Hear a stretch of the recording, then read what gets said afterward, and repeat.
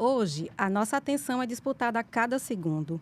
As marcas se reinventaram para se destacar nas mídias. E a chave para o sucesso reside em duas ferramentas poderosas: o audiovisual e o storytelling. Sabemos que marcas como a Nike, Red Bull, Brahma e Volvo estão elevando o nível com produções de altíssima qualidade, que rivalizam com filmes e séries. Essa estratégia as coloca em outro patamar, gerando engajamento, reconhecimento e fidelização. É isso mesmo, Bruna. Não basta ter imagens bonitas. É preciso contar histórias que emocionam, inspiram e conectam com o público. Narrativas autênticas e relevantes geram empatia, identificação e compartilhamento. Eu sou Leide Franco, jornalista e diretora criativa na Agincom. Eu sou Bruna Marques, comunicadora e psicóloga. E nós somos o Incast.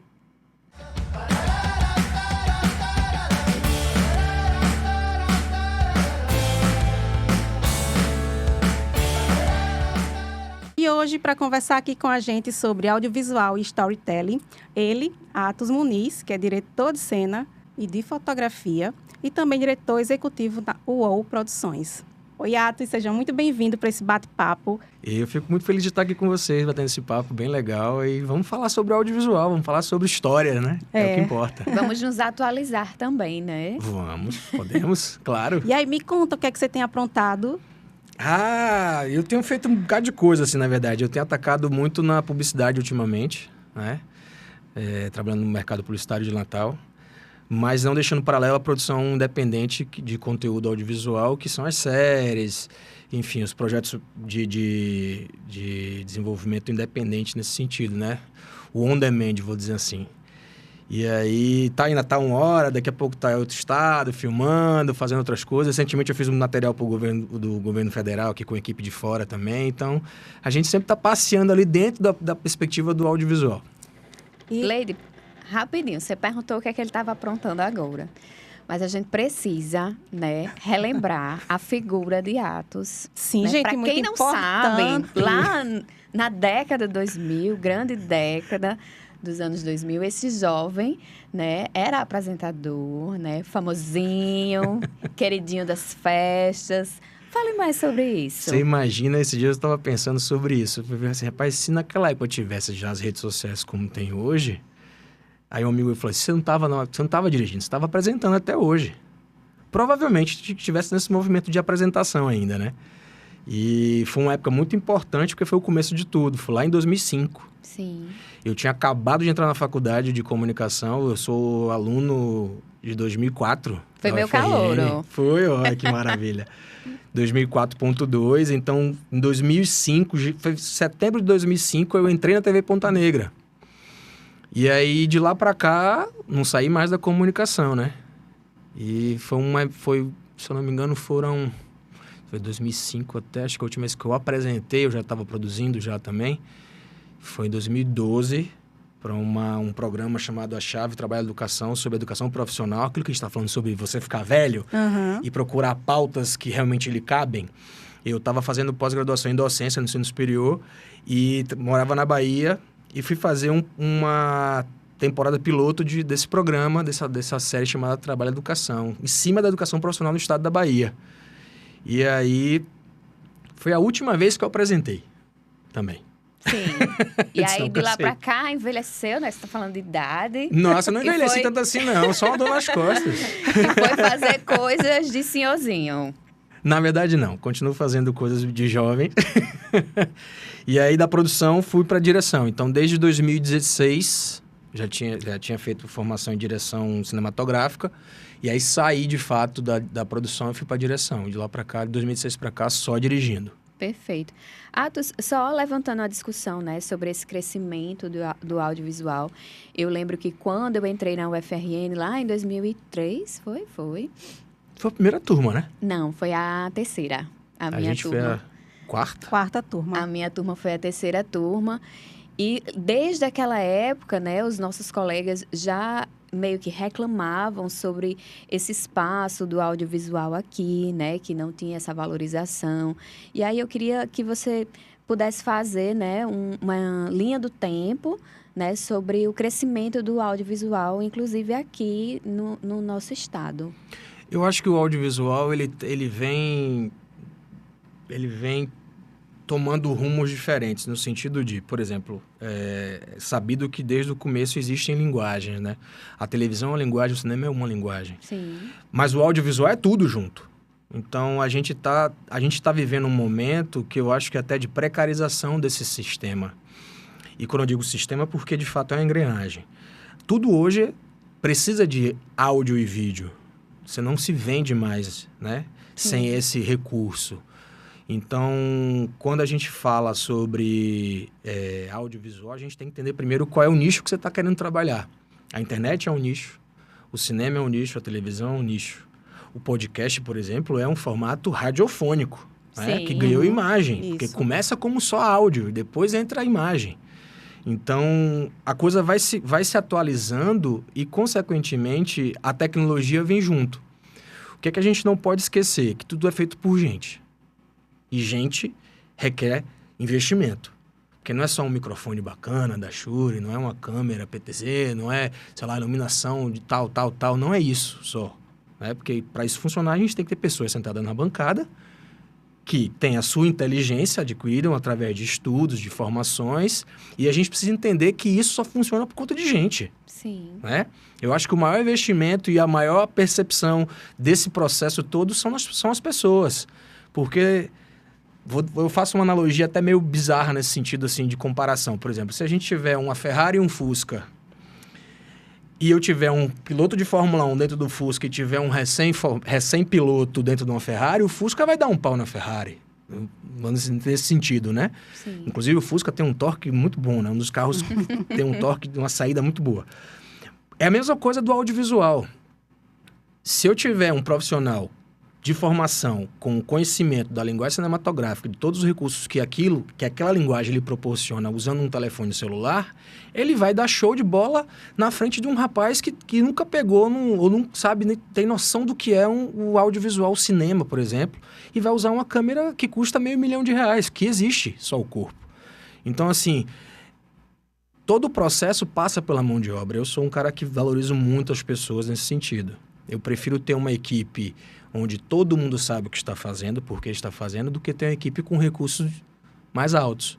Por exemplo, um setup de câmera ou de iluminação de lente, que é caríssimo, mas a minha equipe não sabe usar. Então, eu prefiro ter pessoas que sabem usar bem o equipamento, que entendem o porquê estão ali, que eu acho que o grande lance de tudo isso é por que você faz isso? É o brilho. Por que é esse plano? Por que é esse movimento de câmera? Por que essas cores? Tudo tem um porquê na comunicação. E eu boto o audiovisual dentro da comunicação, porque é comunicação. Sim. Né? Desde a sua essência, desde os primórdios do cinema, tudo isso é comunicação e tudo isso existe um porquê fazer. Então, não tem como a gente dissociar pessoas da tecnologia máquina, porque a pessoa também é uma tecnologia, né?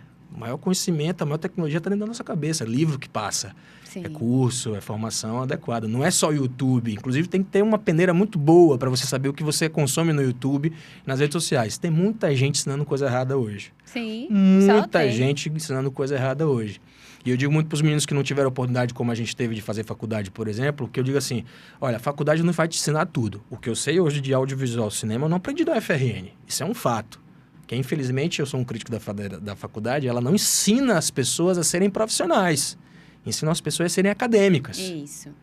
Então, se a faculdade tivesse, de fato, um quê de profissionalismo nesse sentido, nossos professores seriam pessoas do mercado. Isso. Com mestrado, doutorado, pós-doc, o que for. Não importa. Mas saberiam, por exemplo, ligar assim, você vai usar essa câmera, você tem que usar tal lente, tal coisa, você vai fazer tal coisa, esse recurso funciona assim. A gente não teve isso. Que no final, na época da faculdade, quando a gente ia para o estúdio, quem ensinava a mexer na câmera era o operador. Que é o quê? Um técnico. Um técnico, Era exatamente. verdade. Então, tudo é técnico, né? Eu, recentemente, fiz um curso em São Paulo, e aí, a primeira coisa que a gente ouviu assim que a professora abriu a turma foi: aqui ninguém vai te ensinar a mexer em botão. Aqui é arte. Certo? Eu vou te ensinar a narrativa cinematográfica em cima da câmera. Botão a gente aprende com manual. Então, você vai trabalhar com a câmera, A, B, C, D, F, G, meu irmão, peça o manual. leia o manual. A gente tem mania de pegar e futucar, né? Não, porque eu já sei o que é isso, já sei o que é abertura, já sei o que é isso, já sei aquilo. Não faz isso. Principalmente câmera de cinema, que é um negócio complicadíssimo, caríssimo. Quando você abre um case, tem lá escrito, não tirar o cabo SDI. Que pode queimar. Passa eletricidade ali. Então, a gente tem que aprender a linguagem primeiro, para depois aprender a técnica. A técnica no sentido de apertar botão mesmo. Como é que eu ligo isso aqui? Quem vai dizer isso para mim é o manual, né? Mas como é que eu faço a luz que tem determinado tom para aquela pessoa me passar a comunicação que ela quer, o personagem dizer aquela comunicação que ele quer me passar? É mais dramático, é mais sensível, é mais objetivo. A gente tem isso muito categórico na linguagem audiovisual, no jornalismo, por exemplo. Você não faz uma bancada com luz contrastada. Todo jornalismo, a luz é clean. Hoje não mais, mas há 15, 20 anos atrás, a publicidade fazia tudo muito aberto. Aquela luz toda aberta, que a gente... 5600. Tem gente que não sabe o que é isso. Eu não sei, não. A temperatura de cor da luz. Então, tipo assim, o jornalismo, ele é essa luz toda soft, né? Você está muito bem iluminado, você não tem sombras marcadas, então tudo tem... Isso é uma linguagem. Você quer falar coisas mais dramáticas, a sua luz é mais contrastada. Então, e também sabe de onde que vem tudo isso, né?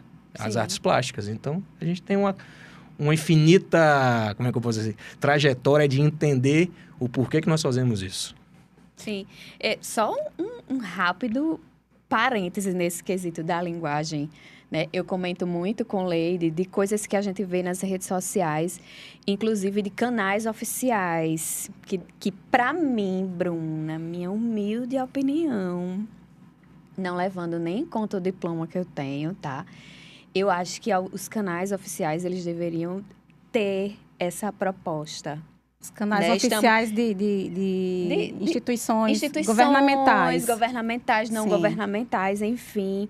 Né? Porque a rede social, óbvio que pesquisas dizem que as pessoas buscam muito para o entretenimento.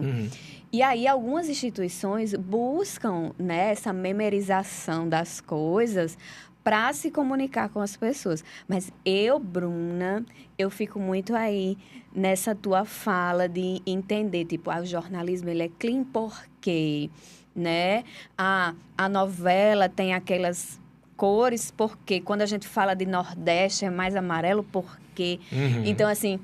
Tudo tem um porquê. Eu sou bem preconceituosa nesse sentido, quando eu vejo instituições sérias memorizando a sua comunicação, quando é para estar falando coisas sérias, de forma séria.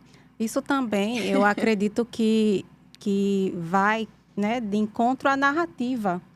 Por que eu vou mudar a minha narrativa para atender a expectativa de um público? Por que você não consegue chegar nesse público da sua forma? Né? Eu acho que também isso tem a ver com isso. Não, porque está todo mundo fazendo desse jeito, eu vou fazer também. Reproduzir por reprodução não é o certo. Que é muito fácil você fazer audiovisual entendendo que você está vendo uma série que tem 3 planos básicos. Geral, contra e contra. O jornalismo é isso. Eu acho que a síntese dessa linguagem audiovisual é o jornalismo. Você tem 3 câmeras. Aí alguém vai dizer assim, é só fazer 3 câmeras. E não é. Né? Quando você fecha a câmera no apresentador, por exemplo, no jornalismo, no primeiro, ou no primeiríssimo, ou no primeiro plano, ou, sei lá, no 3/4, como queiram chamar, porque tem várias denominações para isso, você está dando ênfase àquele texto. Eu digo muito à galera que trabalha comigo, assim, olha, vocês leram o roteiro? Todas as respostas estão no roteiro. O que está escrito. Não tem que imaginar. Eu li o roteiro. Aí você interpreta o roteiro. É assim que funciona. É assim desde sempre. E não vai mudar. Você pode trazer qualquer outra coisa para dentro daquela perspectiva, mas você está criando uma outra camada, né? Aprofundando aquilo que você leu. Mas por exemplo, a internet é muito, muito categórica nisso. Não temos roteiro, Atos. Vamos fazer lá um after movie da festa. Vamos entrar na festa e vamos filmar a festa. Quer ver como tem? Tem. Sempre tem. Como é que você chega na festa? Pela porta, né? Ou seja, a história começa a contar da entrada para dentro. É simples. Sim. Se a sua festa tá ali, eu digo um exemplo bem simplório porque de fato né? O menino chega com a câmera para filmar o evento lá, e aí ele não consegue saber por onde ele começa. Começa pela porta, meu irmão, é a hora que você entra. Sim. Veja as ações das pessoas, o que é que elas fazem antes de entrar, se ajeitam, aí tiram o ingresso, aí bota na mão da staff, aí o staff bota uma pulseirinha, depois bate o bip, aí você já passou da catraca e tem uma reação, porque os amigos estão entrando, você tá esperando os amigos entrarem para todo mundo curtir junto, passou da catraca, vai todo mundo junto. Chegou na festa, aí tem a primeira emoção. Na sequência você vai o quê? Bar.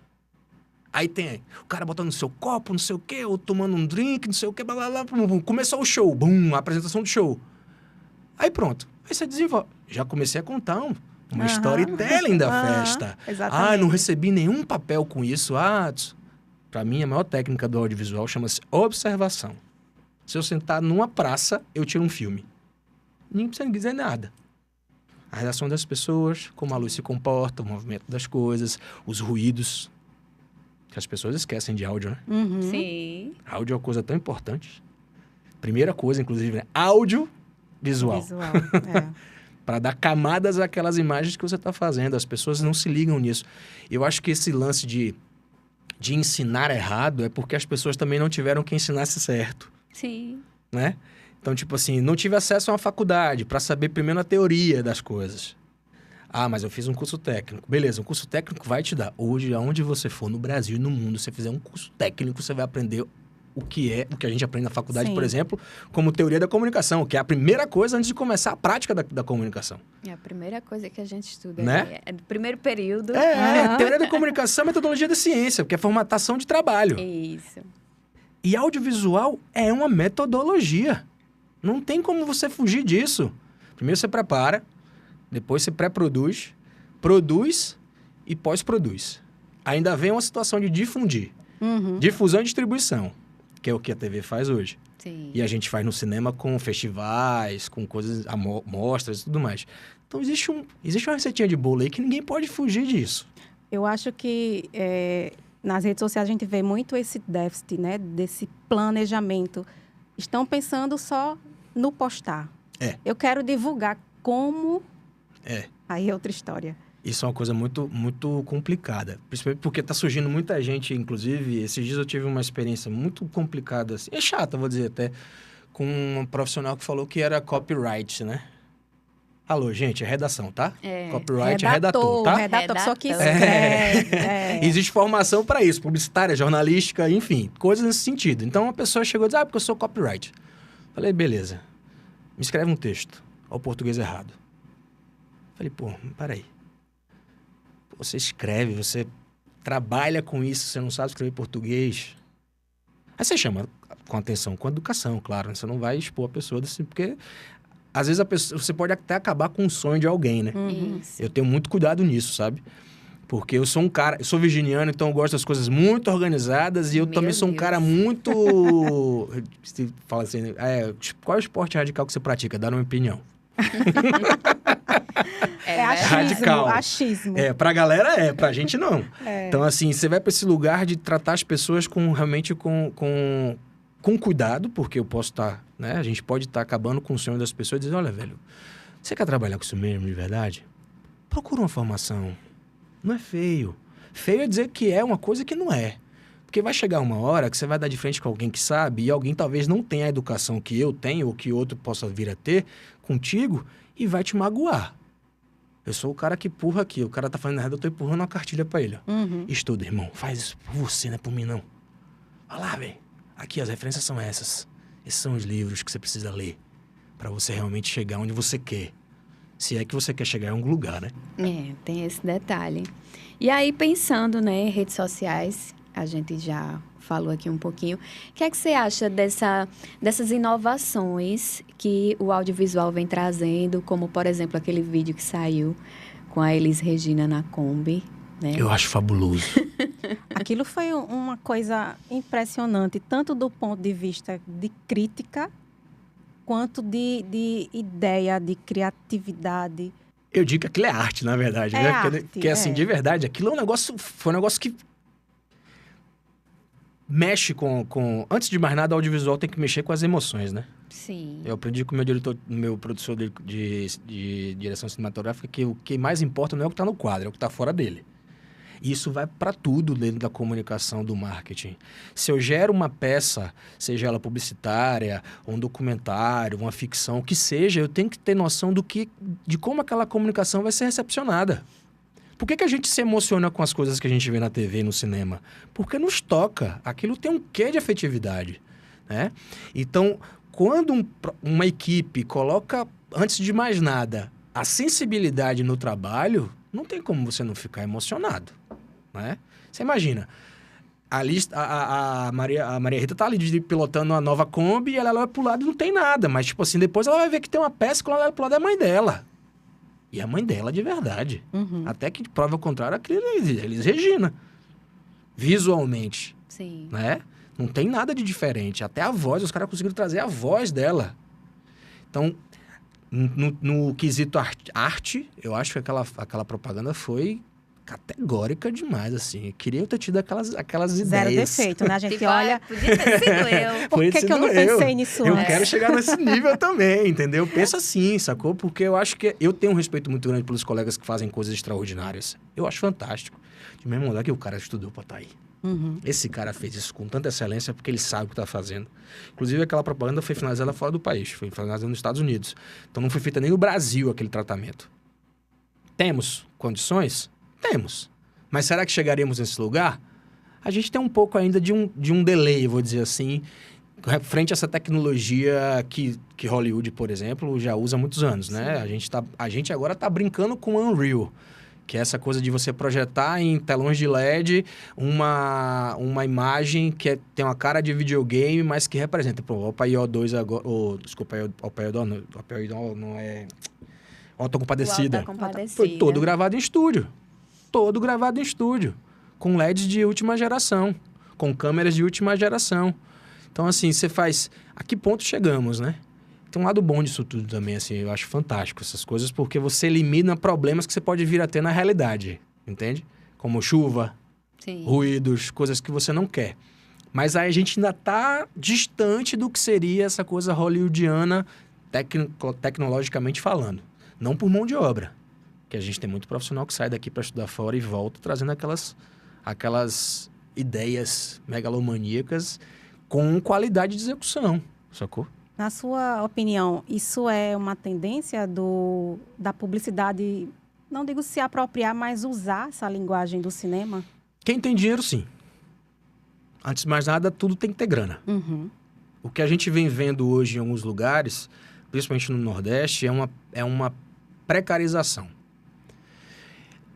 Eu não gosto de culpar os colegas nesse sentido, porque eu acho que é muito mais de quem planeja, né? A redução de custos atrelada ao que você vai ter de finalização.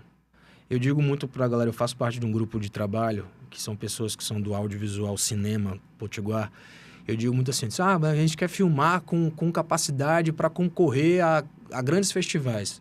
Dinheiro, meu irmão, não tem como você filmar sem ter dinheiro, não. Porque a câmera tem que ser câmera de cinema. Você não vai chegar... Você pode até chegar, como a gente teve Sideral e outros tantos filmes que são de qualidade absurda, pela mão de obra, porque são pessoas extremamente capacitadas para fazer aquilo, mas, tecnicamente, a gente tem ainda uma redução daquilo que poderia ser muito mais, né? Então, assim, quando você fala de câmeras de cinema, você está falando de câmeras que tem só o corpo, é R$50 mil. Fora um jogo de lente que vai... Aí, se deixar, vai. Dinheiro.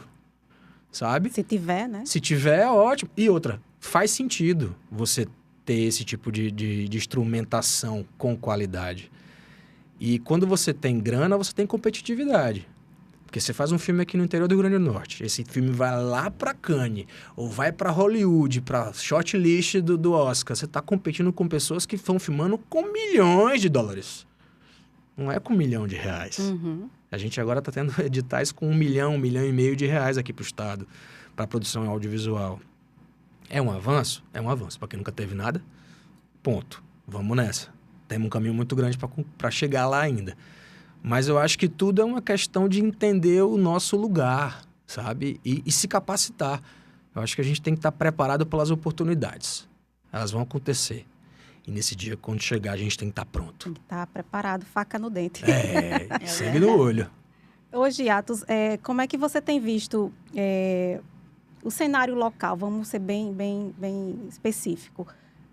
A publicidade, ela tem notado o potencial do audiovisual?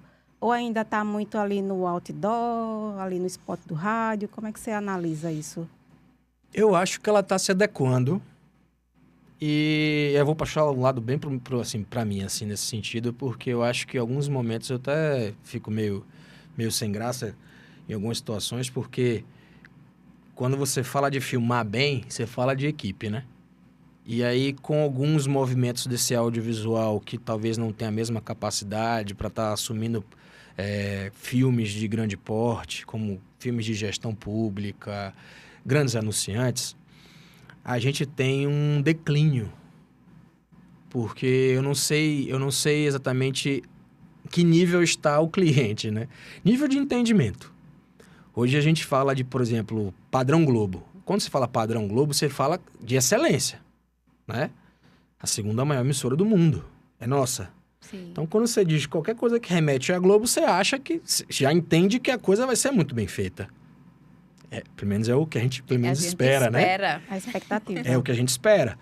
E aí, quando você vem para a publicidade, quando eu vejo a comunicação da Bahia, por exemplo, que é absurdamente linda, não é de agora, é de longa data, e a Bahia ela é um celeiro de profissionais de extrema qualidade. Eu posso chutar por alto que as últimas campanhas presidenciais todas foram feitas por baianos. Os maiores nomes da publicidade brasileira são baianos. Zanguanais, João Santana, e aí vai. Tudo é da Bahia, tudo é nosso nordestino. Sim. E aí quando você começa a avaliar, porque é um trabalho que a gente precisa fazer enquanto comunicador, profissional da comunicação, seja atuando na publicidade, na produção de conteúdo independente ou em qualquer outro viés ou outro formato, a gente tem que avaliar a comunicação. As peças são muito bem rodadas. Você não vê um filme com defeito de imagem ou com defeito de áudio. Tudo é feito da forma adequada, dentro da receitinha de bolo, com a metodologia que deve ser empregada. E às vezes eu vejo aqui no nosso estado, principalmente na nossa publicidade, que as coisas não estão sendo levadas como deveriam ser. Eu acho que tem que haver oportunidade para pessoas novas, eu acho. Mas essas pessoas novas também, e assim como eu fiz, eu vou falar um pouco da minha vivência. Eu não chego na direção como me dizendo diretor. Antes de eu chegar na direção, eu fiz curso de formação de direção cinematográfica, mas até assumir a direção, eu fui assistente de direção. Produção, a mesma coisa. Quando você é estagiário, a gente é estagiário na época da faculdade, a gente é assistente de produção, a gente não é produtor. Ninguém assume um problema, né, de ordem profissional como estagiário. A mesma coisa para a publicidade, para o cinema independente. A gente tem as funções que, até chegar nesse lugar do alto escalão, que a gente fala, você tem que ter construído o seu alicerce, né? Então, eu fiz assistências de produções enquanto estagiário. Depois que virei profissional e aí formado, com cursos, tudo mais, blá, blá, blá, eu fui para a produção, né? E da produção foi que eu fui para a direção, mas como assistente de direção. Esses dias eu filmei com um cara que me deu a primeira oportunidade, inclusive, como diretor no sentido do setor, né? Do departamento de direção. Fui assistente de direção dele. Eu fui promovido dentro da campanha política, inclusive, em 7. Ele falou, pode arrumar outro produtor, esse cara vai ser assistente de direção. O cara conhece a luz, conhece câmera, conhece... Falei, pô... E ele veio filmar aqui para o governo federal e eu fui assistente de direção dele. Eu já estou na direção há alguns anos. Mas ele me ligou, estou indo filmar aí. Quer filmar comigo? Eu digo, na hora, meu irmão. Vamos nessa. É uma janela de oportunidades, né? Sim. Mas eu me fiz chegar até esse lugar enquanto um profissional de audiovisual. Então, para a gente chegar nessa coisa do estamos aptos, a gente tem que ter uma base.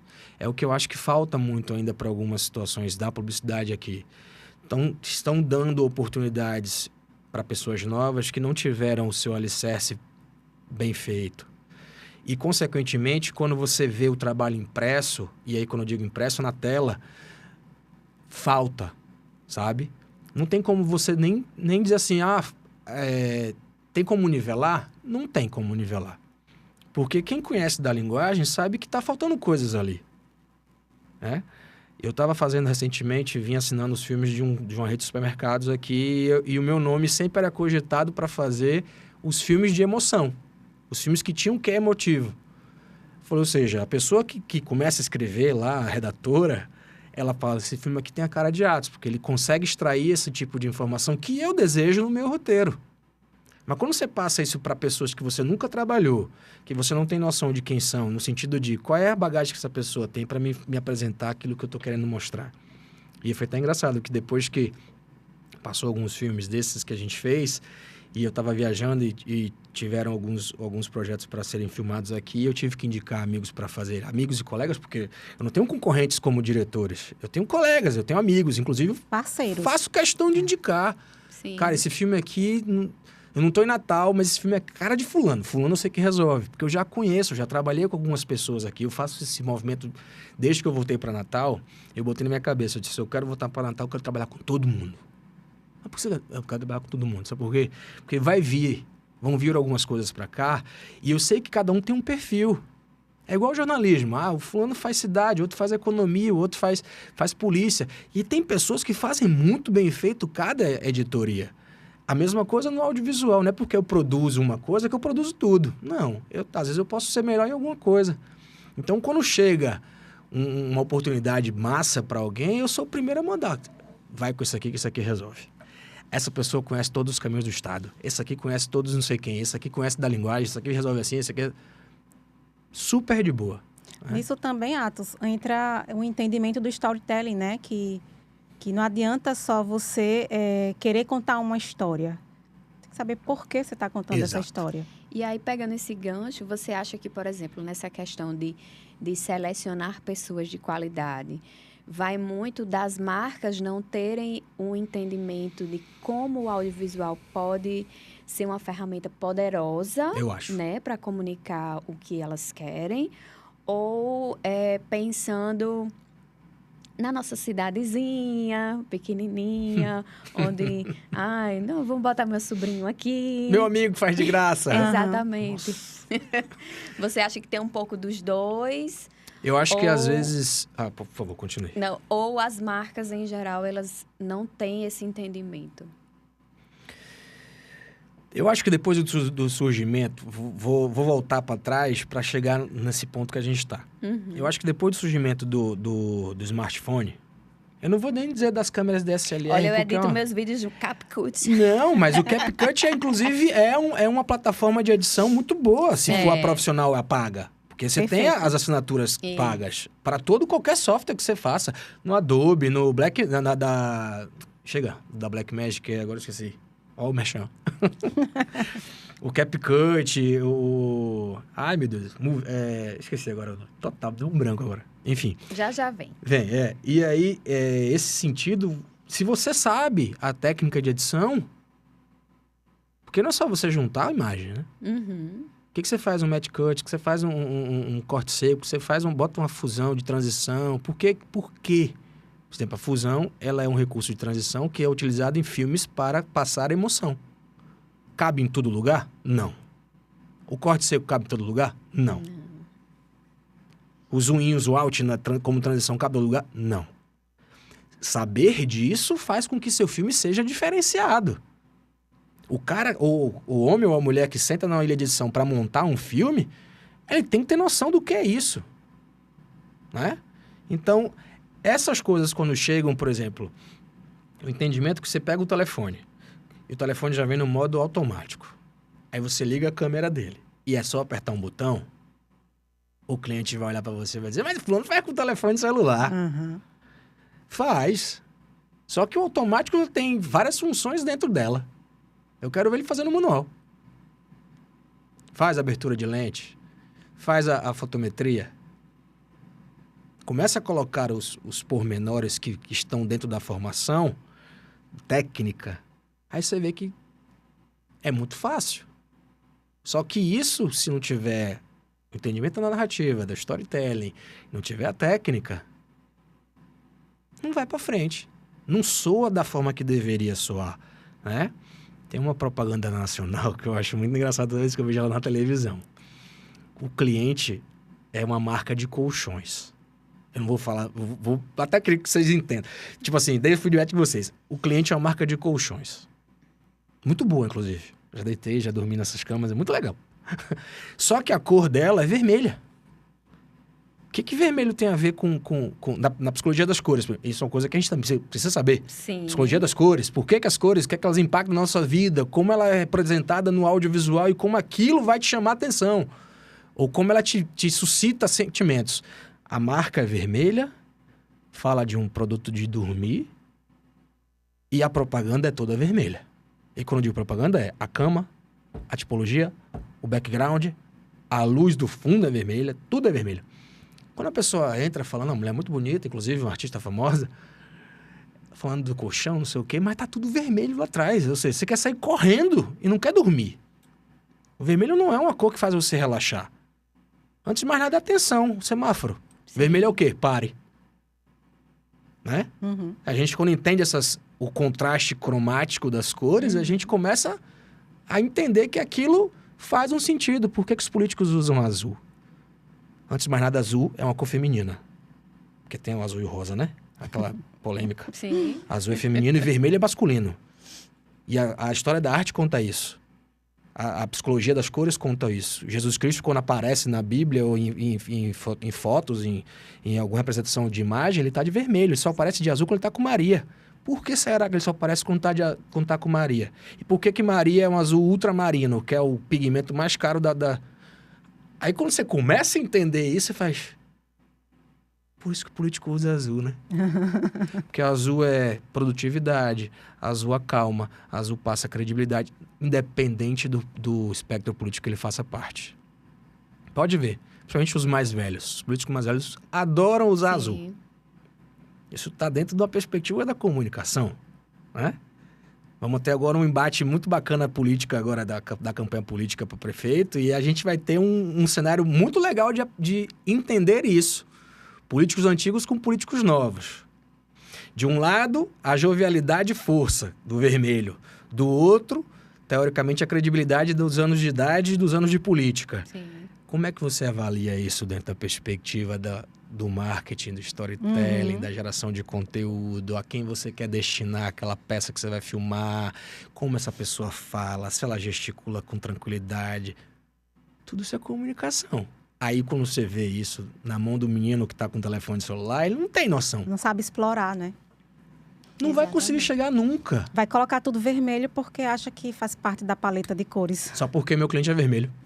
Isso. E não é por aí, né? Você tem que ter a cor? Tem. Mas dentro do vermelho você tem várias matizes. A gradação de cor desse vermelho, as cores análogas, que são as laterais, ou as complementares para fazer um jogo de contraste e assimilação da informação através da cor. Tudo isso a gente precisa entender dentro da comunicação, por que a gente faz, né?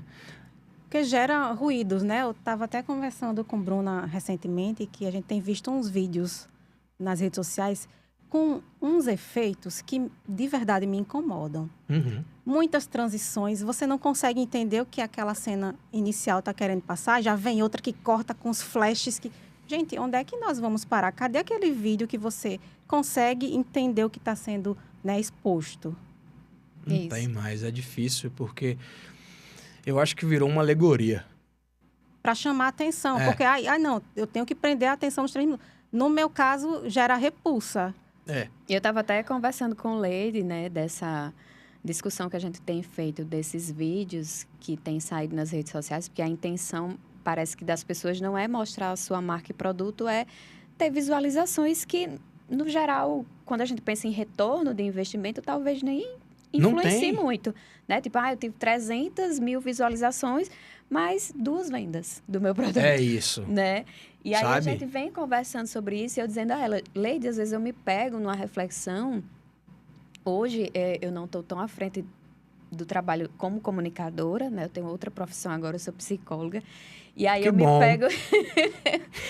me pego muito conversando com Leide, tipo assim, Leide, será que hoje, né, é isso aí que É o futuro? Eu É o espero que futuro não. disso, essa Tomara que coisa não. bagunçada, Eu quero ficar velho né? filmando.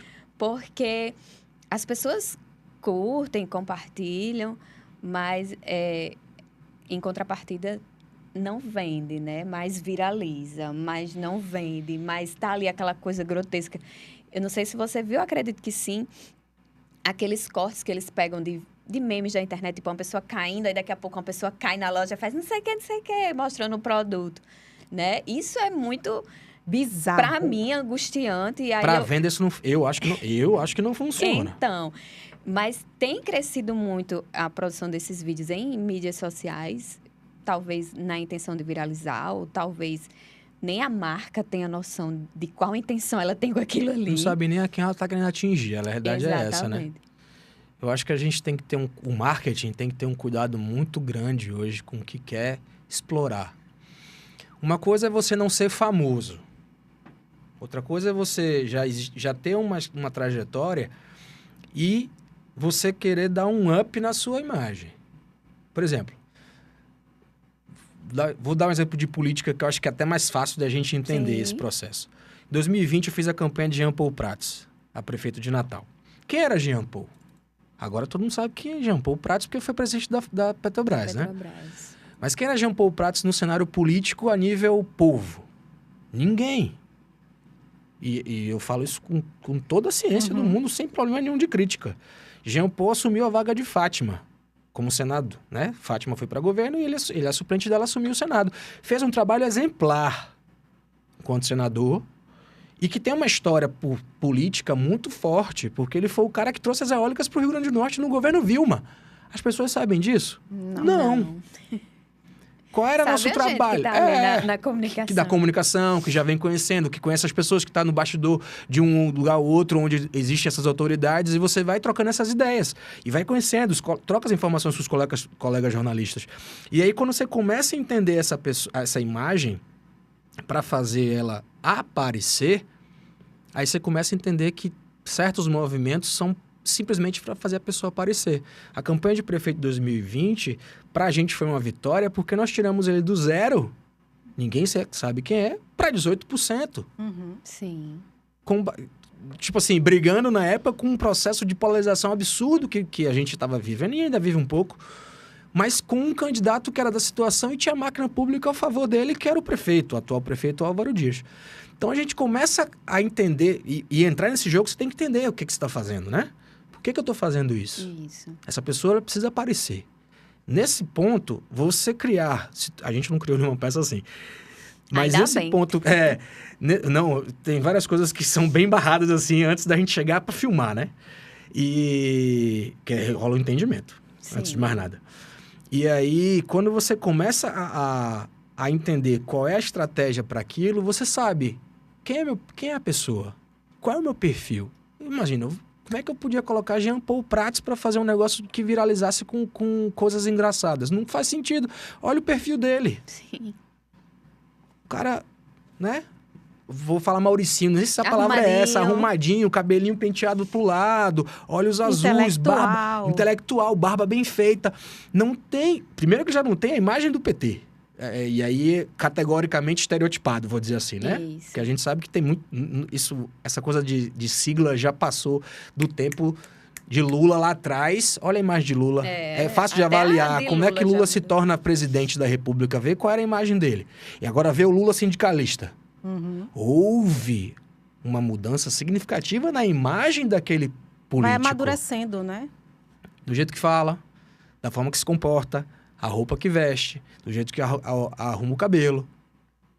A gente, quem estuda comunicação, enxerga isso. Não é só chegar e filmar. Dos botões, né? Tudo! O paletó dele é cortado no corpo dele. Corte italiano.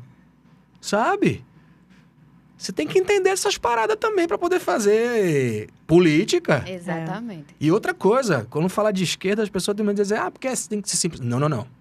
Desculpa, pobre gosta de coisa boa. Porque a primeira coisa que pobre faz quando ganha dinheiro é sair da favela. Né? Exatamente. Uma bela de uma feira. Comprar um carro massa. Poxa, a gente faz política, a gente vê isso todo dia. Moço, eu tô precisando só do dinheiro para poder sair daqui, ó. Canso de ouvir isso quando eu tô filmando. E as pessoas querem ter iPhone, Sim. né? Então, a gente tem que entender que isso faz parte de uma melhora social. A mesma coisa, voltando para a história da marca, quando a gente entende, quando a marca sabe o que ela quer, e ela não quer passar vergonha, porque tem muito disso também, né? Inclusive, a gente teve uma marca que eu acho que ela deve ter tirado do ar e se arrependeu absurdamente do que fez. L'Occitane Brasil. O lance do caju, Sim, do que caju. nasceu no pé de amora lá em São Paulo. Aquilo eu fiquei em dúvidas. Se foi Por proposital. várias Não foi, semanas, se não foi foi. proposital. Sabe por que não foi? Apareceu quem dirigiu? Não, Apareceu a produtora? verdade. Não foi proposital. Foi, vamos engolir. Aquela E vou te campanha- dizer mais, isso o tráfego pago dessa parada foi só para o Nordeste. Olha Porque só. colegas nossos lá em São Paulo nunca tinham visto aquele filme. Eu tive a prova com um brother que faz publicidade em São Paulo. Falei, não, rolou um filme aqui assim, um tempo atrás, que os caras fizeram um caju de cabeça para baixo num pé de amora. E outra, segurando por um barbante de nylon transparente. Não, Atos, foi? Falei, sério, cara? Você não viu esse filme? Não, cara, trabalha em publicidade, nunca tinha visto o filme. Eu mostrei pra ele. Falei, aqui, esse jump cut. Ou esse match cut errado aqui. Aí ele fez, meu Deus, não tem um Google. Porque, vamos lá, vou filmar a L'Occitane Brasil. Uma empresa multinacional, com grana, fala de cosméticos. Tem dinheiro, gente. Tem. Vinha logo pro maior cajueiro do mundo. Ah, podia ter filmado no Nordeste, não podia? Ah, não, mas tá chovendo no Nordeste. Não tem problema, direção de arte, faz um cajueiro no estúdio. Gente, Google, a coisa mais simples, o pai dos burros. Você não sabe? Na Bota no dúvida, Google. dá um Google. Não sei como escreve tal coisa, bota no Google, ele vai te dar. As pessoas não fazem isso. É. Aí eu já não sei se é ignorância ou se é... Vamos alfinetar? Porque só passou no Nordeste a propaganda. Tem isso. Só que aí a marca se queima, não queima? Na Sim. sequência, depois de um mês, vieram filmar aqui na fazenda de cajueiro aqui. Produtora de caju aqui no interior da gente. No semiárido. Só que a imagem estava manchada. E para recuperar isso demora um tempo, né? Não vende pra nós. Aqui não vai vender. É. Pra lá pode até ser que ninguém viu. Mas aqui não vai vender. Né? Eu acho que é um processo sempre vai ser, para mim sempre vai ser do porquê. Por que que isso acontece? Por que que eu quero fazer isso? Por que que eu tô aqui hoje Uhum. falando sobre uma coisa que vocês me convidaram? Tem um intuito, um motivo, né? Por que que eu tô fazendo uma peça tal? Por que que eu vou fazer tal jeito, tal coisa?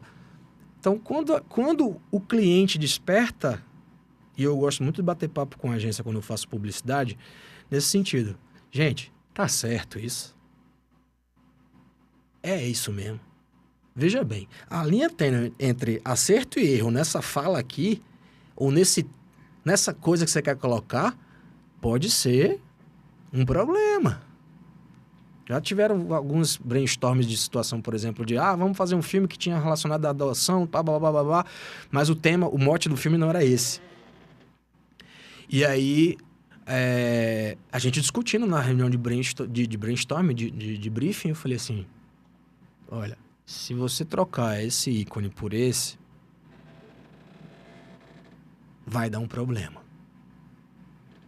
Porque talvez a pessoa não consiga enxergar a ideia que você quer passar. E para eu representar isso, visualmente, é muito mais difícil. Por que a gente não vai para esse caminho aqui? Eu jogo na carta branca mesmo, assim, sabe? Não tem problema com isso, não. Você me chama para filmar. Eu vou te dar minhas impressões. Sim, é importante, né? Não e aí tem... reforça essa questão, desculpa te cortar, Não tem problema, não. Reforça essa questão que a gente vem falando desde o início, né, na tua fala, muito forte, de você saber o que você está fazendo, de você buscar conhecimento, né? Esse podcast, inclusive, que é Idealização de Lady, eu estou aqui como convidada, né? Ele também serve para que as pessoas que estão na faculdade ou pensando em fazer comunicação de alguma forma, então, de já pensar que não é só pegar um celular, Não mesmo. e sair filmando sem uma luz, sem um equipamento, mas também sem esse conhecimento, né? Você falando ali da psicologia das cores. A gente estuda psicologia da comunicação, né? 3º período, lembro demais, meu professor Capriglione. Então, a gente precisa entender, né? Isso. O que a gente está fazendo, o que os elementos que a gente vai usar vai sinalizar, com quem a gente está conversando, né? Eu aprendi quando eu estava no rádio, o dono da rádio, ele falava muito, Bruna, não tem o que dizer, não fala nada, né? Entenda com quem você está conversando, quem é o nosso ouvinte, de que forma ele vai compreender essa mensagem que você está colocando aí no nosso jornalismo. Então, é preciso, tá, jovenzinho, né, que você se aperfeiçoe, ou faça uma faculdade, ou esteja ali, né, como eu digo, a gente é profissional, mas a gente é eterno estudante, a gente está o tempo todo estudando. Todos os dias. Não existe isso, me formei, massa, e vou meter a cara. Não, você vai estar sempre lendo, sempre aprendendo. Inclusive na área de comunicação, que o tempo todo a tecnologia está mudando, inovação, inteligência artificial. Então, a gente precisa estar sempre lendo, estudando, treinando, aprendendo, colocando a mão na massa, né, para ter essa segurança de se intitular alguma coisa. Nossa. Né? Então, é importante isso, né? Meu parêntese para você, jovem, né? Não deixar-se se iludir, né? Com um cursinho aí de 12 horas do YouTube, né? Buscar, de fato, aprender, conhecer, fazer aí uma faculdade, um curso especializado. Fala com pessoas que entendem também. Buscar bibliografia, né? Livros, principalmente. Uma dica que eu sempre dou. O que é que você quer fazer da vida? Você conhece alguém referência nisso? Cola nela. Ei, deixa aqui eu ser teu pupilo. Quero só observar. Deixa eu passar o dia com você para entender o que é que você faz. Aí no final do dia você fala assim, não gostei disso. Não é para mim. Isso não é legal. Não gostei disso. Exatamente. É preciso, né? Como a gente fala na psicologia, entender os meus critérios profissionais, né? De ambiente de trabalho, de retorno de trabalho, de atividade, de rotina. Eu preciso entender isso tudo para que eu tenha uma decisão mais acertada sobre o que eu quero, né? Sobre esse lugar onde eu vou me colocar, onde eu vou me vender, né? Porque você imagina, eu me vendo de um jeito e aí me contratam e a entrega é uma porcaria. Né? O que acontece? A gente Você sabe. vende resultados, né? Profissional vende resultados. Exatamente. Se você não consegue atingir isso, e aí? E aí é como o Atos está falando, né? De entender o porquê das coisas. Eu digo muito que na função que eu me encontro, eu vou fazer uma alusão muito bacana. Vocês vão entender perfeitamente. Quem viveu redação sabe disso. Direção cinematográfica e direção de jornalismo é praticamente a mesma coisa. Quando eu digo a mesma coisa, no sentido do poder, tá? Quando o jornalismo não vai bem na audiência, quem cai? A direção de jornalismo. É a primeira cadeira que roda. Na direção cinematográfica, publicitária, audiovisual, que seja, quem vai cair, ou quem não trabalha mais, é o diretor se o filme ficar ruim. Ninguém quer saber quem produziu aquilo. Sim. Porque se ele ou ela chancelaram aquele projeto, dos dois, ou é a capacidade que ela tem, ou ele tem, ou por alguma coisa muito séria aconteceu no percurso. Né? Então, ninguém quer saber quem dirigiu a van, ninguém quer saber quem organizou o set de manhã. Quem segurou os cabos. Ninguém quer saber quem botou a luz ali. A luz ficou ruim. Ficou ruim por quê? Aí o diretor de fotografia não sabia, não tá vendo isso no vídeo assist dele, não viu, não tem noção que a luz talvez não fosse tão intensa ou que fosse mais intensa. E quem assinou o filme no final das contas? Porque tem isso, né? Se o filme é bom, Sim. dá culpa da direção. O diretor é maravilhoso, ganha prêmio, aquela coisa toda, cheia de pompa. Pra mim, o glamour só tem no festival, que você bota uma roupa mais legal, as pessoas tiram foto sua. Eu nunca tive esse momento, ainda. Ainda. Terei. Então, tipo assim, o glamour do audiovisual tá quando... Pra mim, a coisa mais importante é a ficha técnica. Eu aprendi isso na faculdade. Não lembro quem foi o professor, se foi... Não lembro agora se foi Orlando... Ronaldo, que chegou a ser chefe de curso da gente lá. Inclusive. Ronaldo Neves? Ronaldo Neves. Ronaldo Seven. Ronaldão. Seven. É isso. Seven. Ronaldão virou assim, dentro da aula do Decon, e falou assim, tem, uma coisa mais importante do que o filme, você sabe o que é? Qual é a parte mais importante de um filme? Ou de um programa de TV, ou de um jornal, coisa nesse sentido. Ninguém soube responder na hora. Aí foi tipo assim, saiu a história... Um apresentador, e aquela coisa do jovem, né? Da gente, né? Cabeça de camarão. Aí ele falou assim, rapaz, a coisa mais importante de uma peça audiovisual é a ficha técnica. É ali que você sabe quem faz, quem sabe fazer e quem não sabe fazer. É o cérebro, né? O cérebro da produção. A maior tecnologia quem é? O ser humano. Meu brother que tá lá atrás, mexendo nos botões lá, e regulando a altura da fala de Atos, que Atos fala alto, Atos fala baixo, ele tem que saber. Quando sai a ficha técnica, saber. Mas o áudio ficou ruim pra caramba, o áudio ficou bom pra caramba. Foi fulano que fez. Sim. É igual no audiovisual, só que no nosso caso é diferente. Se eu fizer um filme publicitário e o filme não for bom, ninguém nunca mais me liga. Eu tenho que dar um soco na barriga do cara que tá em casa assistindo aquela peça. Meu Deus, é isso. Atos, e aí a gente já está com um tempinho bem estourado. Conversa demais. Só para a gente fechar com o storytelling, Vamos nessa. eu lembrei de Ronaldo Neves, nosso professor. Ele, toda vez que ia se apresentar, né, tipo início de semestre, ele contava um storytelling e a gente ainda não sabia que era isso.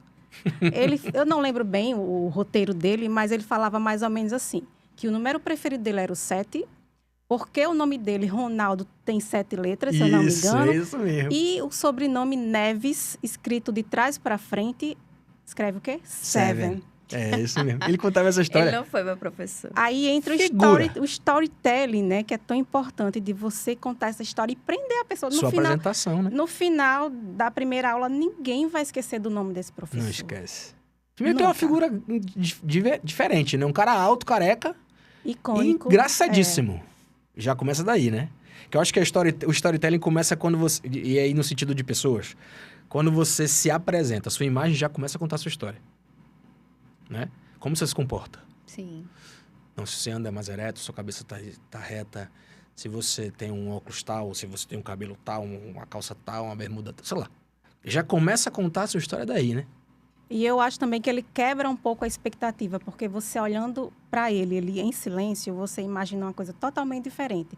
E quando ele quebra essa expectativa, quebra positivamente, né? É que ele calado é um cara sério, né? É. Ele calado é um cara... parecia ser um cara sério, mas abriu a boca, meu Deus do céu. Uma figura. Exatamente. Quebra o gelo, né? Eu acho que o lance da storytelling, pra gente poder realmente entender o que é isso, principalmente da história, né? Hoje a gente está vivendo uma gama de informações referentes ao uso da língua inglesa para os termos da comunicação. Isso sempre existiu. Sim. Eu acho que a gente precisa primeiro entender o que é isso em português. Para depois partir para esse lugar, porque a gente vai receber informações de outros lugares e pessoas de outros lugares que tratam isso dessa forma. A publicidade tem muito disso, né? Orçamento é budget, aí briefing, nada mais é do que reunião, resumo. Isso. Aí você vai para esses lugares. Aí, se você não entende isso, como é que você vai entender o inglês, né? Só que tudo no audiovisual é inglês. Se você vai mexer num software de edição, a primeira língua que tá lá é inglês. Inclusive, quando você faz curso de edição em softwares mais avançados, eles não mudam a linguagem. Mantém o idioma base, porque é mais fácil você aprender inglês do que em português. Porque se você for trabalhar em outro lugar e as pessoas não tiverem feito a conversão, você não vai fazer. Perdido. Eu tive dificuldade... Né? Eu não trabalho com audiovisual, nunca trabalhei, mas eu trabalhava com o design, né? E eu sempre usei o meu Photoshop em inglês e em algum momento da minha vida foi-se instalado o Photoshop em português no meu computador. E eu não sabia o que era mais nada, eu não sabia mexer. Né? Tinha que ficar testando ali o que eram as coisas, porque no meu entendimento era inglês. Óbvio, algumas palavras que você sabe Combinata, a tradução, né? Você sabe a tradução, não, isso aqui é isso aqui, não, isso aqui.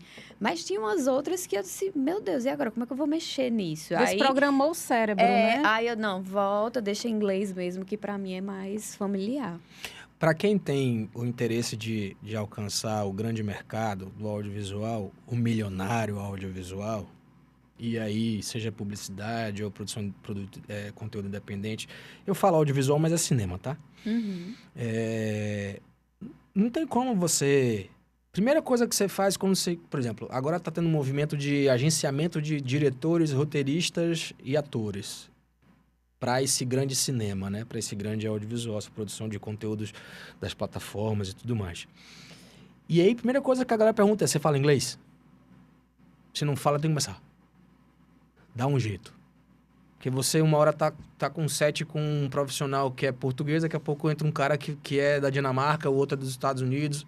E rola demais isso. Sim. Nesse grande cinema, rola demais. Cangaço Novo foi a prova disso. Os caras trouxeram um diretor de ação que fez Indiana Jones. Jorge Casares, espanhol. Mas o set era todo em inglês. Se a equipe a equipe técnica não se comunica em inglês, e aí, como é que esse cara trabalha? É verdade. Não trabalha. Como é que o diretor trabalha? Não trabalha. Não, a produção tem dinheiro, contrata um tradutor. Velho, isso dá um trabalho pra você ficar ouvindo o cara falar e o outro falar. Ouvindo o cara falar e o outro falar. Se você não falar, ou se você não entender o mínimo possível para poder você trabalhar, fica refém. E não tem como a gente dissociar isso, porque aonde você for hoje, você tá falando inglês. Tudo é inglês, né? A gente tem que se... Ache ruim ou bom, seja discípulo de Ariano Suassuna ou não, não tem o que fazer, gente. Tem palavras que não dá para traduzir, né? Não, exatamente. A gente não encontra. A gente traduz storytelling como história, né? É contar uma história e fazer com que aquilo seja atrativo para que você prenda a atenção de quem está te assistindo, a tua audiência, né? Tem uma métrica agora, minha mulher estudou muito isso para fazer, ela está migrando indo pro digital, e aí ela meteu a cara mesmo, não é a área de comunicação, mas ela meteu a cara a estudar as coisas de marketing digital, e ela me contando as coisas que ela aprendeu, né? Que às vezes a gente bate papo muito caso assim nesse sentido. E ela falando que, olha, os stories, agora os stories tem que ter, são blocos, a cada 3 é um assunto.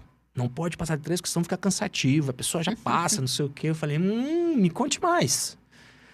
E é tipo isso, são mídias rápidas que se você fizer de forma equivocada, as pessoas vão sair. A não ser que alguém queira muito ou goste muito do seu trabalho. Isso. Aí eu te acompanho há muito tempo. Agora, tem histórias que são bem contadas de uma forma que prende. Eu não lembro quanto tempo tem o comercial da Brahma, que eles fizeram para o São João agora, que é sobre o Alto da Compadecida. O completo, se eu não me engano, é 2 minutos e o reduzido para TV é 1. Eu sei que eu achei uma história bem, bem robusta para uma rede social. É 2 minutos e pouco. Mas eu não consegui parar. Eu vi até o final, que eu queria saber como é que aquilo ia acabar. Ali é engraçado, sabe por quê? Porque ali tem um quê de cinema. Primeiro, antes de mais nada, você tem a gente chama de look, né? Aquilo que você vê. E aí, tipo assim, a estética já te agrada. Esse look cinematográfico, esse visual cinematográfico já te agrada. Aí você tem todo o processo de envolvimento da cor da marca. O filme é vermelho. Você pode não sentir, mas tudo é vermelho ali. Visualmente você olha, você vê tudo vermelho. E aí você começa a criar esse universo. Aí quando você vê que a coisa foi atrelada a 2 personagens que são icônicos do cinema nacional, João Grilo e Chicó, quem vê Alto da Compadecida vai ficar... Porque pra mim é uma obra-prima aquilo. Literalmente. Né? E 2 grandes artistas, inclusive. E aí, desenhar aquilo tem um quê de afetividade. Pode ser, se você assistir de novo aquele vídeo, você vai parar para observar. Tem afetividade. Você conhece o São João, não conhece? Você sabe o que é uma quadrilha, você sabe o que é o universo sertanejo acerca desse lugar. Quando você começa a criar essa coisa na sua cabeça, de que é uma vivência sua, você já toma preço por aquilo. A narrativa entra, né? Eu pertenço. Esse filme eu pertenço. Verdade. Eu conheço isso, eu sei o que é. Cara, que legal, é o universo dos cordéis, porque o cenário todo tem essa coisa da parecido com xilografura. Então, é um universo nosso muito peculiar nordestino. Sim. E quem gosta de cultura popular já vai ficar preso. Sim. Aí se gostar de cerveja, piorou. Né? Aí que vai querer ficar mesmo. É o plus. Porque você pode ver. Os maiores filmes que eu digo que tem história, um storytelling muito bacana, para mim são duas vertentes de cliente. Banco e cervejaria. São os que mais tocam. Pode assistir. Filme de final do ano do banco, ano, né? final do ano de Itaú é um negócio que faz você chorar. As cervejarias, com certeza, é uma coisa extremamente bem feita. E o interessante é que não falam do produto, né? Não propriamente. precisa mais. Já chegaram no... Coca-Cola não fala mais sobre Coca-Cola, Uhum. gente. Coca-Cola faz o quê? Lifestyle, bota uma família com a Coca-Cola no meio da mesa lá e todo mundo confraternizando, sorrindo, feliz da vida. O que é isso? Experiência. Domingo, em minha casa, é igual. Isso. Na sua é a mesma coisa, na sua é a mesma coisa. E outra, não importa a classe social. A Coca-Cola tá lá, Isso. né? Uhum. Quem toma? Eu não tomo mais. A Eu- Coca-Cola tá lá. A viciada aqui, gente. Ó. Mas eu acho que hoje as sacadas de quem faz marketing é você trazer o pertencimento. Vou fazer uma crítica muito, muito forte ao nosso estado. E eu faço isso demais, porque eu já rodei o Nordeste inteiro, eu já conheci parte do Brasil e filmando coisas de todos os lugares. Eu achava que o pernambucano era barrista. Não é. O maranhense é barrista. O povo do Maranhão, meu Deus, você tem que bater palma. O povo barrista. E é bonito. Vocês conhecem a história do Guaraná Jesus? Sim. Que foi vendido para a Coca-Cola Company? Uhum. Não conheço. Não conhece, Sim, não? só tem lá, né? Teoricamente só tem lá, né? Inclusive o maior mercado consumidor de Guaraná Jesus é a Índia. Não é nem o Brasil. Começa daí. 2010, eu vou resumir a história. Tem lá no Mercado das Tulhas, lá no Centro Histórico de São Luís, que é lindo, maravilhoso, parece o Pelourinho em Salvador. 2010, a família Jesus recebeu uma proposta da Coca-Cola, já era a segunda para venda da marca, porque a Coca-Cola não entrava no Maranhão, não conseguia venda de jeito nenhum. Não, o povo não toma Coca-Cola no Maranhão.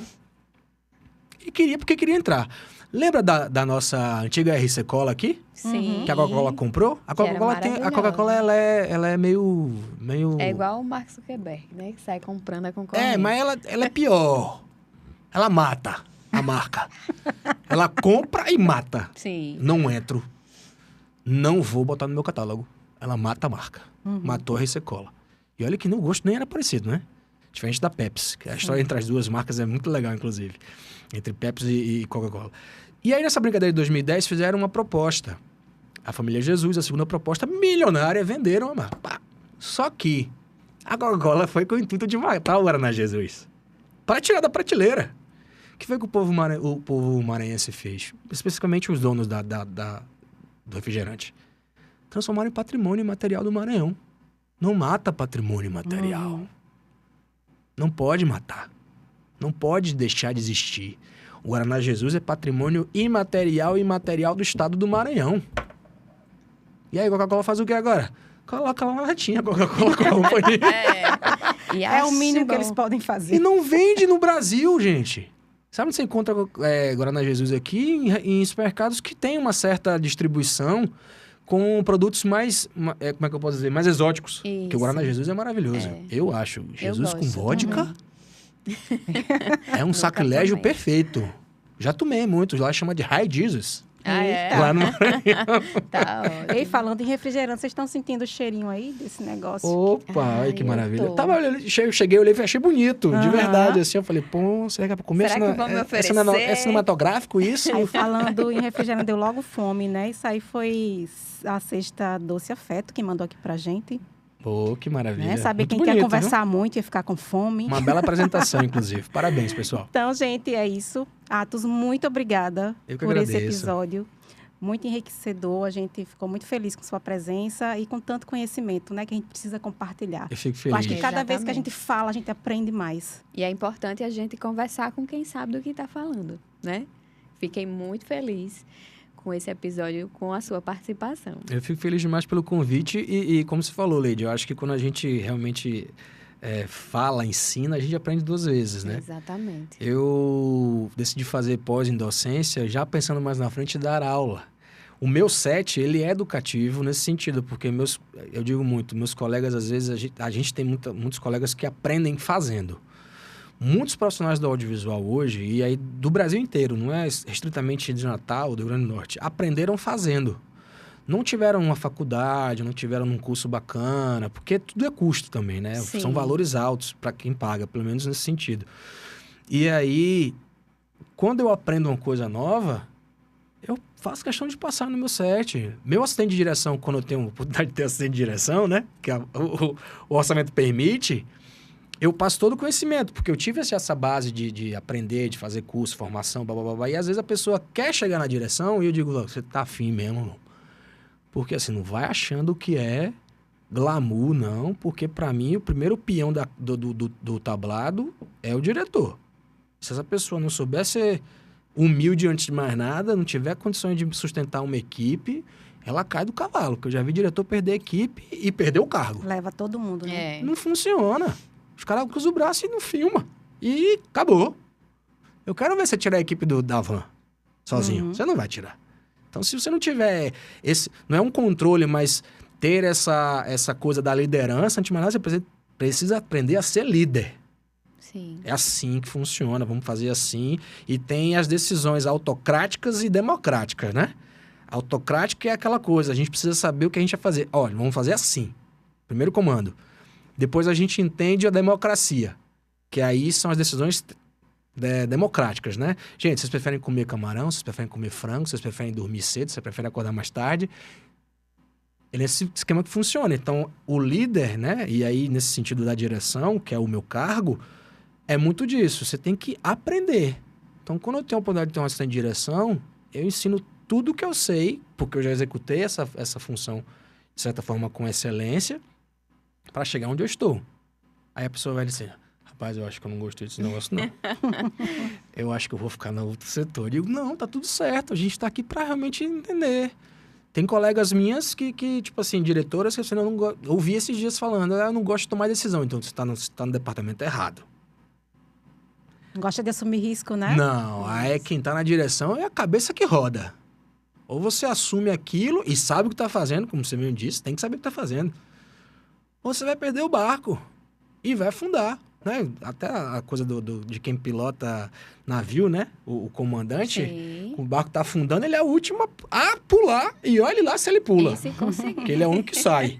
Quem fica lá esperando todo mundo sair é ele, é o último a sair. Pra mim, funciona a mesma coisa, sabe? E tá aqui com vocês é tentar passar um pouco do que eu aprendi ao longo desses anos. São 18 fazendo audiovisual. E 18 muito bem vividos desde a apresentação, porque se hoje eu estou diretor e sei comandar atores e apresentadores, é porque eu sei como é apresentar. Sim. Sei como é a produção, porque eu vivi muitos anos a produção, então fazer uma engrenagem funcionar. E o assistente de direção é um produtor dentro da direção. Então, se essa função também é muito primordial para quem faz audiovisual. Então, se essa pessoa não existe, é o diretor que tem que tomar pé. E ele tem que saber de todos os departamentos. Exatamente. Faltou o cara do áudio, eu tenho que saber fazer áudio. E não é só apertar o play ou rec, não. É saber por que eu tô fazendo áudio. Isso. E essa acho que é a nossa mensagem principal, né? Por que que a gente faz o que a gente faz? Porque Propósito. fazemos o que fazemos. Dizem que isso é propósito. É brilho. Então é isso, gente. Muito obrigada a você que nos acompanhou, seja no Spotify ou no YouTube. E até o próximo episódio. Tchauzinho.